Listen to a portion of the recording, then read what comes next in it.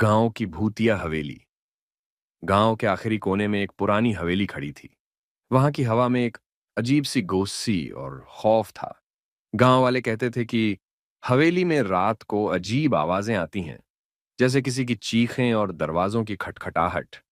कोई भी उस हवेली के पास जाने की हिम्मत नहीं करता था। एक दिन एक साहसी युवक, मोहन, अपने दोस्तों के साथ हवेली का रहस्य जानने का तय करता है। वो रात के अंधेरे में हवेली के पास पहुंचे। हवेली के भीतर घुसते ही एक ठंडी और भारी हवा ने उनका स्वागत किया।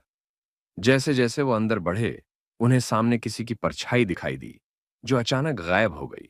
वो डर कर रुके, लेकिन फिर भी आगे बढ़ते गए। अचानक एक बर्फीली आवाज सुनाई दी। तुम यहां क्यों आए हो? मोहन ने पलट कर देखा तो सामने एक सफेद साड़ी में एक महिला खड़ी थी। उसका चेहरा पीला और उसकी आंखें डरावनी थीं। उसने फिर से पूछा, क्या तुम मेरी मदद करोगे? मोहन के मुंह से आवाज नहीं निकली।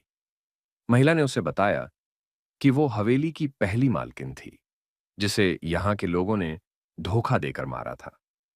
उसकी आत्मा अब तक यहां भटक रही थी, न्याय की तलाश में। अचानक महिला की चीख सुनाई दी और वो गायब हो गई। मोहन और उसके दोस्त डर के मारे भाग खड़े हुए। अगले दिन गांव वाले कहते थे कि हवेली अब भी अपनी चीखें छोड़ती है, और मोहन के बाद कोई भी उस हवेली की ओर नहीं गया। गांव में फिर से शांति थी, लेकिन हवेली का खौफ अभी भी सबके दिलों में था।